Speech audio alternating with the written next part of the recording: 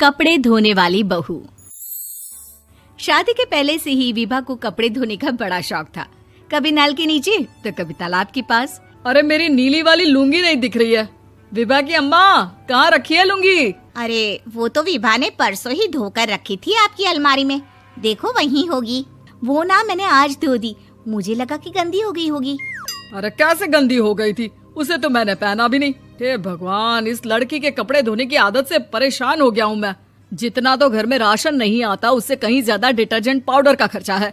इसकी शादी करवा दो, शादी जाए अपने घर में ही करे काम, फिर चाहे घर के कपड़े धोने हो या पूरे गांव के।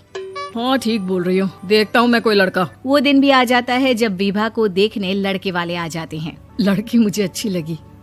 होने वाली सास कहती है, बेटी अगर कुछ पूछना है तो पूछ लो। वैसे तो हमारी लड़की बहुत ही शर्मीली है, जो बोल दो वो मान लेती है, इसे क्या पूछना होगा। अरे कैसी बात कर रही हो माँ, मुझे इन लोगों के घर रहना है, सवाल तो कई है। हाँ हाँ बेटा, पूछ लो ना, क्या पूछना है। आप लोगों के घर कपड़े कौन धोता है? सास का मुंह बन जाता है।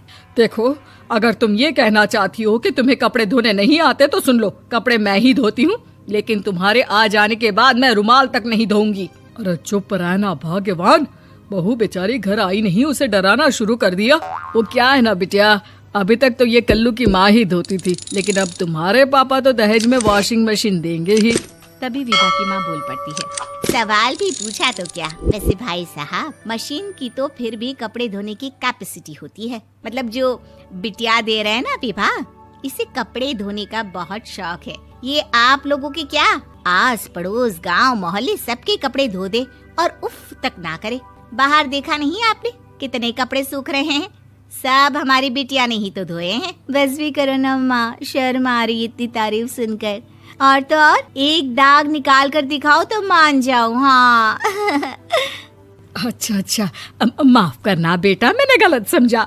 हमें तो रिश्ता बहुत पसंद है। और ऐसे जुड़ जाता है रिश्ता कपड़े धोने का शौक रखने वाली विभा का। उसकी शादी हो जाती है कोयला फैक्ट्री में काम करने वाले कल्लू के साथ। शादी के बाद अचानक विभा चिल्लाती हुई सास के पास आती है। सासू माँ, अरे सासू माँ कहाँ है आप? ये तो धोखा है, धोखा दिया आप लोगों ने मुझे। इसे ससुर के चक्कर के बारे में पता चल गया। अरे तो उसमें तुझे क्यों धोखा मिला है? अरे नल में पानी नहीं आता, कपड़े कैसे कब धुलेंगे? अच्छा, तू पानी नहीं आ रहा उसकी बात कर रही है। तो आपने क्या सोचा? कुछ नहीं। अच्छा, तेरी माँ ने कहा था कि कपड़े धोने का शौक है तुझे, याद आया मुझे। शौक बोलकर कपड़े धोने वाले मेरे जुनून को कम ना आके सासू माँ, कपड़ा धोना मेरा गुरूर है।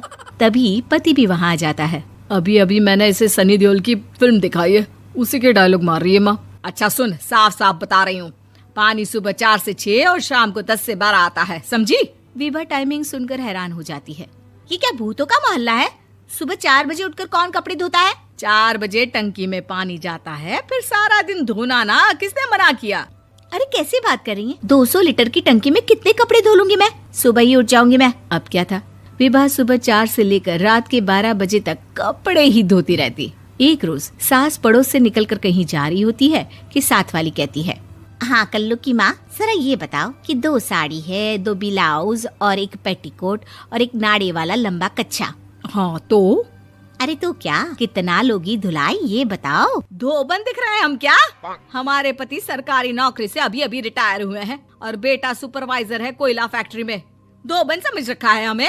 हाय रे कल्लू की अम्मा, माफ कर दो, वो तो मोहल्ले में यही सब बता रहे थे कि तुमने बहू को कपड़ा धुलवाने के काम में लगा दिया है। सास को पड़ोसन की बात सुनकर गुस्सा आ जाता है। वो घर पहुंचती है जहां घर के बाहर ही इतने सारे कपड़े सूख रहे होते हैं जितने कि किसी धोबन के घर पर। अरे ओ कल्लू की दुल्हन, बाहर निकल।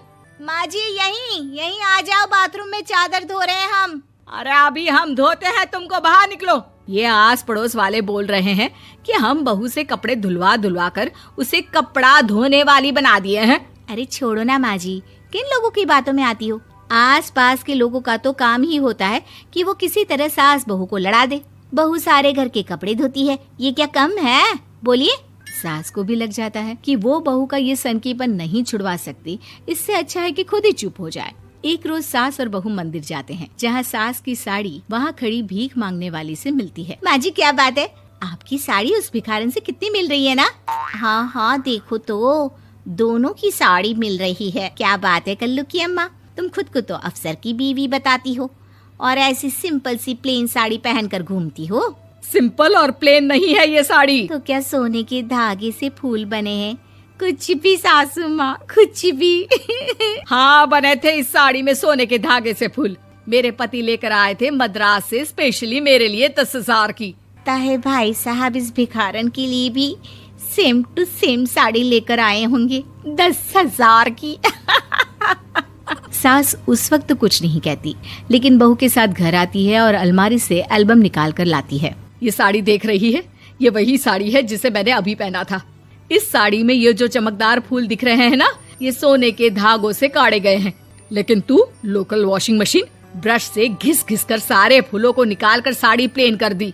मुझे माफ कर दीजिए सासू माँ। और तो और, जब मैंने तुझे तेरी गलती के लिए कुछ नहीं कहा, लेकिन तूने तो सबके सामने मेरा मजाक ही बना दिया। क्यों? बहू को समझ में आ जाता है कि अब से उसका कपड़े धोना बंद।